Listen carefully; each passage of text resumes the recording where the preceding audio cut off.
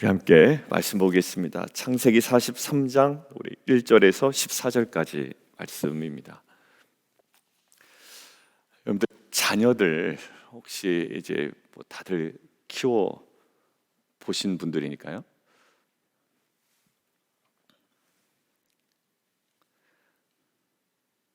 시키지 않았는데 부엌에 있는 그릇 식탁에 갖다 놓고 다 만들어 놓은 음식 이제 깔판도 이제 받침대도 깔아 놓고 그 앞에다 위치해 놓고 그다음에 손님들 마실 그 잔 이렇게 좀 세팅도 해 놓고 시키지 않았어요. 근데 그것들을 이제 막 열심히 하는 겁니다. 그런데 갑자기 어느 순간 쨍그랑 소리가 나는 거예요. 그런 소리가. 그때 부모의 한마디, 너 왜 시키지도 않은 일 해가지고 그릇을 깨트리냐? 라고 이야기를 만약 한다면 그 부모는 그 자녀의 어느 지점에 근거를 두고 그렇게 지금 비난하고 원망하고 있을까요? 그 자녀를 통해서 일어난 결과를 근거로 가지고 그 자녀를 비난하고 있는 거죠. 지금 새벽 시간에 우리가 정신이 말짱할 때 이 이야기를 들으면 여러분들 어느 편에 좀 서고 싶으십니까? 자녀 편에 서고 싶으세요? 부모 편에 서고 싶으세요? 당연히 자녀 편이죠. 우리가 그것을 바라보고 있다. 우리는 분명히 얘기할 겁니다. 아니 왜? 잘하려고 그런 건데. 자, 그 옆에 분의 그 조언, 왜? 잘하려고 그런 건데. 자, 그분은 어디에 근거를 두고 지금 이 이야기를 하고 있나요? 그 자녀의 동기에 근거를 두고 지금 그 이야기를 해나가고 있는 거예요. 자, 상황 똑같습니다. 깨진 거 똑같아요. 그 소리 다 들었어요. 근데 이 부모는 그 일어난 일의 결과를 가지고 딱 판단하고 갑자기 정죄하고 오히려 원망합니다. 근데 이분은 그 자녀가 품었을 그 동기를 가지고 오히려 두둔하게 되죠. 오늘 본문 볼까요? 6절 한번 읽겠습니다. 6절 같이 한번 시작. 이스라엘이 이르되 너희가 어찌하여 너희에게 또 다른 아우가 있다고 그 사람에게 말하여 나를 괴롭게 하였느냐. 자, 이스라엘 야곱의 아들들을 향한 뭘까요? 원망입니다. 비난이죠. 근데 이 원망과 비난은 어디에 근거한 걸까요? 네, 일어난 결과입니다. 사실 엄밀히 얘기하면 일어나지도 않은 결과예요. 그러니까 더 좀 문제가 꼬이게 되는 거죠. 일어난 결과도 아니고 일어날 결과에 대하여 딱 기준을 두고 누구를 평가합니까? 아들들의 행동을 평가합니다. 그러니까 아들들이 뭐라고 얘기하냐면 7절 한번 같이 한번 읽습니다. 시작. 그들이 이르되 그 사람이 우리와 우리 친족에 대하여 자세히 질문하여 이르기를 너희 아버지가 아직 살아계시느냐 너희에게 아우가 있느냐 하기로 그 묻는 말에 따라 그에게 대답한 것이니 그가 너희의 아우를 데리고 내려오라 할 줄을 우리가 어찌 알았으리까. 자, 제가 거꾸로 한번 질문해 볼게요. 만약에 이 아들들이 그 애굽 총리라는 사람에게 자기 동생도 있습니다, 우리 아버지도 살아계십니다라고 이야기를 한 결과가 만약에 그래? 그럼 너 동생 것도 가져가, 너희 아버지 것도 가져가, 너희들 참 식구가 많구나, 이거 보너스, 야 괜찮아, 돈 없어도 괜찮아, 이거 내가 더 줄게 라고 더 많은 양식이라는 결과를 가지고 왔다면 이 아들들의 행동은 아버지로부터 어떤 평가를 받았을까요? 뭐 길게 생각할 필요도 없습니다. 잘했다, 너 동생 있는 거 얘기 참 잘했다. 아버지 살아계시는 거 이야기하기 참 잘했다. 이랬을 거라고요. 지금 요셉이 지금 야곱이 어디에 딱 기준을 두고 있냐면 그 일의 결과를 두고 이 아들들의 행동을 평가하고 있습니다. 근데 우리가 냉철하게 보니까 7절에 진술된 이 아들들의 자기 스스로가 행위가 어떤 행동입니까? 가치 중립적인 행동이란 말이에요. 그 일 자체로 잘했다 잘못했다 평가받을 만한 일이 아니었어요, 사실. 다분히 가치 중립적인 행동이었죠. 그런데 이것이 왜 갑자기 나쁜 행동으로 변하게 되었습니까? 형들의 문제가 아니라 야곱의 문제였다고요. 야곱의 어떤 문제? 일어나지도 않을 결과를 근거로 자기 아들들의 행위를 평가해 버린 거죠. 우리 가정 안에서 많이 일어납니다. 아까는 정말 확연한 해프닝이었지만 우리는 때로 우리의 어떤 피곤함으로 인하여, 우리의 컨디션 저하로 인하여, 그리고 아버지가 어머니가 왜곡된 어떤 시선과 또 자녀를 향한 어떤 사소한 사적 욕망이 너무 크다 보니 무엇을 근거로 자녀들의 행위를 평가하냐면 결과를 중심으로 자녀들의 행위를 평가하고, 심지어 옆에 있는 지체들을 평가할 때도 주어진 결과를 가지고만 평가하는 버릇이 있죠.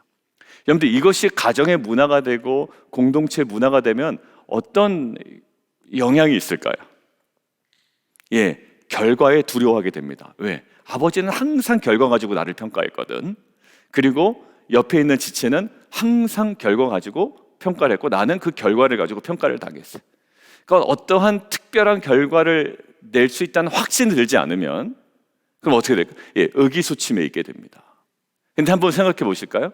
결과가 어찌 되었든지 간에 그 자녀의 동기 부분에 칭찬하고 격려하고 점수를 주고 크레딧을 부여했다면 어떨까요? 결과를 두려워하지 아니하는 자녀가 됩니다. 여러분들, 내 자녀의 이 모습은요, 사실 내가 반응 보였던 것 때문에 형성된 자녀의 모습일 가능성이 많아요. 내가 항상 결과를 가지고 쪼였다면 우리 자녀들은요, 어느 순간 나도 모르게 의기소침해 있는 자녀가 되었을 겁니다. 그러니까 또 의기소침해 있는 자녀를 향하여 또 잔소리를 하는 거예요. 너는 왜 또 의기소침해 있냐? 그게 어디서부터 출발했을까요? 자녀를 향한 나의 결과를 근거로 한 판단과 태도와 그 자세, 그리고 그로 인한 원망과 비난이었을 가능성이 있죠. 사실 우리가 돌아볼 필요는 있습니다. 우리 자녀를 향하여 내가 어떠한 입장이었는지. 아까 그릇 깬 얘기로 다시 돌아갈까요? 그릇 깬 얘기를 잠깐만 부모가 깊게 생각했더라면 그릇 깬 행위는요, 뭘까요? 오히려 칭찬받아야 되죠. 왜? 바쁜 나를 도와주려고 하는 그 자녀의 동기 부분이 너무 기득하지 않습니까? 근데 그 결과, 그릇이 깨졌다는 결과로 비난하고 원망하기에는 너무 아까운 행위예요. 아까운 행위라고요. 사랑하는 성도 여러분들, 저희가 결과 중심적으로 행할 때가 많아요. 근데 때로는 결과 중심적으로 판단해야 될 때도 물론 있을 겁니다. 그러나 우리에게 그 결과를 더 뛰어넘어 오히려 결과보다 더 우리에게 강하게 와닿아야 하는 그 삶의 그 동기, 행위의 그 동기, 우리 지체의 그 행동까지, 물론 결과는 좋지 않았지만 그 행위까지 나오게 된 그 지체의 그 동기까지도 헤아릴 수 있는, 자녀의 동기까지도 헤아릴 수 있는, 그리고 상대방의 그 동기까지 헤아려 우리가 지나친 결과 중심이 아닌 정말 그 안에 선한 동기를 수용하고 오히려 그것들을 인정하는 분위기 속에 이 공동체의 성숙함과 그 풍성함이 우리 안에 누려지는 귀한 은혜가 있기를 원합니다. 자, 그런데요, 그럼 야곱이 왜 그랬을까라는 거예요. 야곱이 왜 이렇게 생각이 좁아졌을까라는 거예요. 어떻게 보면 이것이 왜 그러냐, 더 안타까운 것은 발생하지 않은 결과였거든요. 우리는 스토리 압니다. 결국 이 일이 어떻게 끝나죠? 이 자기의 아들들이 애굽의 총리에게 다 이야기함으로 인하여 정말 야곱이 생각하던 그 제일 최악의 결과가 나오지 않았단 말이에요. 그러니까 우리들도 사실 그럴 때가 있죠. 일어나지 않은 결과, 근데 나는 그렇게 일어날 것 같아.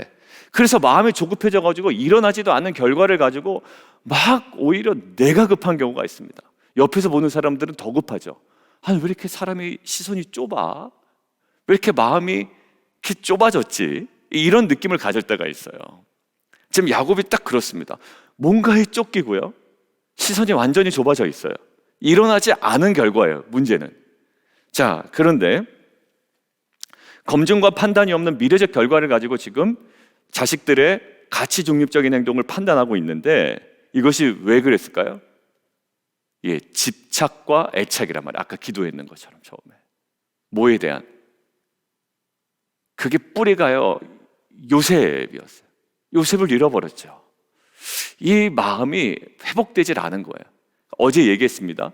과거의 아픔으로 현재 그 시므온의 그 지금 그곳에 혼자 있는 것에 대한 아픔을 더 깊게 느끼고 있고요. 그다음에 뭘까요? 빼앗기지도 않은 베냐민에 대한 미래적 고통까지도 느끼고 있는 것이 지금 야곱의 실존이거든요. 그러니까 누가 뭐라고 하지도 않았고, 지금은 실제로 딱 가견적인 가시적인 결과로 드러나지는 않았지만, 지금 야곱에게 있는 건 뭡니까? 애착의 집착이에요. 그러니까 지금 이 애착과 집착이 야곱으로 하여금 두 손 두 발을 다 묶어놨는데, 오늘 앞에 볼까요? 1절, 그 땅의 기근이 심했습니다. 그리고 그들이 애굽에서 가져온 곡식을 다 먹을 때까지 뭐 했죠? 아무 움직임이 없습니다. 와서 보고했잖아요, 아들들이. 이런 일이 있습니다. 근데 식량이 다 떨어질 때까지 야곱이 꿈쩍 안 하는 거예요. 그만큼 지금 야곱의 시선이 굉장히 제한되어 있고, 예, 애착과 집착이 있습니다. 여러분들, 좋은 리더십도요, 가끔 이해되지 않는 행동을 할 때가 있거든요. 왜 그럴까요? 뭔가 그 사람만이 집착하고 있는 게 있었던 거예요, 나중에 보니까. 그러니까 내가 여기 있는 상처가 있어서 내가 이거는 잃어버리지 않을 거야 라는, 처음엔 몰랐어. 저 사람들에게 당한 상처, 아니면 내가 과거에 잃어버렸던 큰 상실, 이것 때문에 내가 과도하게 있었던 나의 집착이 있습니다. 과도한 학벌에 대한 집착이든지, 과도한 인정 욕구가 있든지, 이게 뭔가요? 집착하고 있는 거거든요. 나는 어떻게 해서든지 일을 잘해서 사람들에게 인정을 받아야 돼. 그게 다 뭡니까? 과도한 집착이거든요. 그러니까 그 집착이 왜곡된 행위를 유발한단 말이에요. 뭔가 과도한 집착, 근데 본인이 인정하고 싶지 않죠. 나는 과도하지 않아. 이건 일반적이야. 우리가 야곱 볼 때는 지금 과도한데요, 이것으로 하여금 야곱이 제대로 된 판단과 결정을 할 수가 없어요. 아무것도 하지 못해요. 오히려 해야 할 일을 아버지로서 결정을 내리지 못하고 지금 아무것도 못하고 있는 상태. 근데 변화의 조짐이 보입니다. 변화의 조짐이 어디서부터요? 유다가 내가 희생하겠습니다라는 거예요. 지금 야곱의 가정 문화가 이런 문화가 아니었습니다. 남 탓하고 핑계대고 이런 문화였거든요. 근데 여러분들 창세기 37장 26절에 보면 유다가 형제들이 요셉을 죽이려고 할 때, 야, 그에게 피를 묻히는 것이 우리에게 무슨 도움이 되겠느냐고 유다가 일어나서 사실 요셉이 죽지 않았게 되거든요. 그 유다가 오늘 또 등장합니다. 근데 유다는 다윗의 자손의 어떻게 보면 출발 아닙니까? 그리고 유다의 이런 모습이, 자기가 희생하겠습니다라는 이 모습이 누구에게 나타나죠? 나중에 예수 그리스도의 모습에서 나타나죠. 유다는 상징적이에요. 자기가 담보가 됩니다. 그러니까 내가 죽더라도, 내가 잡히더라도, 예, 그 아들 돌이켜 놓겠습니다. 베냐민 죽이지 않겠습니다라는 거예요. 자, 그것이 어떤 의미가 되었을까요? 자, 변화의 조짐이 11절, 12절, 13절에 보이는데요, 예, 정말 우리 아버지가 변합니다. 야곱이 11절, 아름다운 소산을 그릇에 담아가지고 와서 예물로 드려라 라는 거예요. 12절, 그리고 돈, 갑절의 돈 가지고 가라.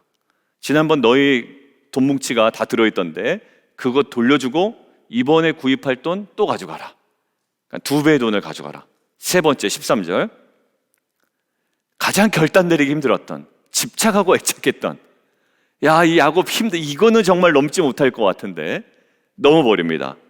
내 아우도 데리고 떠나라. 베냐민 이거 놓지 못했거든요. 여러분들 우리 안에 놓지 못해서 일어나는 일들이 너무 많아요. 그죠? 그거 하나만 딱 놓으면 정말 자유롭게 뭐든지 할 수 있을 건데 내가 집착하고 애착하고 있는데 지금 야곱이 거기로부터 후리해집니다. 데리고 가라는 거예요. 자, 그런데 여러분들 내려놓아야 됩니다. 이용규 선교사님 우리가 책 이야기하면서 가끔 인용도 하지만 우리가 내려놓아야 됩니다. 그래야 더 저 풍성한 언약의 세계로 들어갑니다. 왜 그러냐면 11절 보세요. 11절 우리 창세기에 의문점이 항상 있잖아요. 분명히 너는 이제 야곱이라 부르지 않을 거다 그러는데 중간에 보면 야곱도 나오고 이스라엘도 나오고 야곱도 나오고 이스라엘도 나오고 막 계속 섞여서 나온단 말이야. 근데 의미심장하게 11절 뭐라고 부릅니까? 야곱을 그들의 아버지 이스라엘. 이스라엘은 무엇과 관련이 있는 언어입니까? 명칭입니까? 언약과 관련이 있는 거거든요. 예, 하나님의 그 언약과 관련이 있는 거예요. 지금 11절, 12절, 13절 지금 집착하고 있고 오히려 그 집착하는 것 때문에 애굽으로 가는 게 두려워할 만한 일이 아니거든요. 다 이게 누구로부터 출발했죠? 야곱의 그 집착으로부터 출발한 거예요. 못 가고 움직이지 못하고 오히려 자녀들의 가치 중립적인 행동을 비난하고 원망하고 지금 다 해결되지 않은 야곱의 집착으로부터 다 출발된 건데 이것이 어느 순간 탁 놓게 됩니다. 그러니까 여러분들 놓으십시오. 예, 이렇게 여러분들에게 도전할 수도 있어요. 그리고 충분히 그렇게 도전받고 우리가 개인적으로 묵상할 수 있습니다만 그 밑에가 남아있단 말이에요. 이게 과연 어떻게 이렇게 집착하고 놓지 못하고 요셉 때문에 상처가 있고 지금 시므온이 잡혀있고 베냐민을 뺏길 만한 그런 상황 가운데 지금 완전히 사로잡혀 있는 이 야곱이 시선이 완전히 좁아져 있는 이 야곱이 어떻게 변화되었을까? 자, 14절입니다.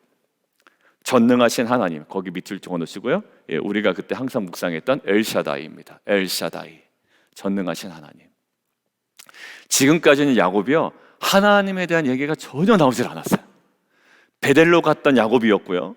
그리고 땅에서 유숙할 때 돌베개를 베고 잘 때 하나님을 경험했던 야곱이지만 그거 다 소용없더라고요. 지금 베냐민에게 집착해 있고 요셉에게 집착해 있던 야곱에게는 하나님이 안 보여요. 그때 얘기한 것처럼 하나님이 뭐하지 않는다? 포착되지 않는다. 그의 인생에. 그럴 수 있습니다. 충분히 그럴 수 있어요. 여러분들 저도 그럴 수가 있고 저와 여러분 동일해요. 하나님이 포착되질 않아요. 분명히 그때도 우리가 거기에 언약이 포착돼야 된다고 그랬지 않습니까? 근데 언약이 포착되지가 않고요. 그리고 야곱이 뭔가 비슷하게 갑니다. 거기서 단을 쌓고 하나님을 예배하고 뭔가 했지만 그 야곱에게 뭐가 보이지 않았다? 그때 안타까웠던 건 베델이 포착되지 않았다라는 거야. 그 돌베개를 베고 잤던 그곳에서 서원했던 그 베델이 포착되지 않아요. 그러니까 우리도 신앙생활 다 그냥 하는 것 같고 사역하는 것 같지만 가장 핵심적인 그 어떤 것이 포착되지 않을 때 너무 힘들거든요. 지금 야곱에게 하나님이 포착되지 않았어요. 근데 갑자기 엘샤다이가 튀어나옵니다. 전능하신 하나님. 그러니까 그 하나님의 주권 속에 전능하신 하나님 엘샤다이 속에 이제 집착했던 걸 내려놔요. 뭐라고 얘기합니까? 내가 자식을 잃게 되면 이르리로다. 자녀들 볼 때도 의미 없는 것에 집착할 때가 있죠. 여러분들 이게 집착과 비전은 달라요. 집착과 비전은 달라요. 이것을 요셉에 대한 베냐민에 대한 비전이라고 얘기할 수 있을까요? 아니요. 이건 집착입니다. 자녀에 대한 그릇된 집착으로 인하여 우리가 얼마나 잘못되이 행하고 있는 줄 몰라요.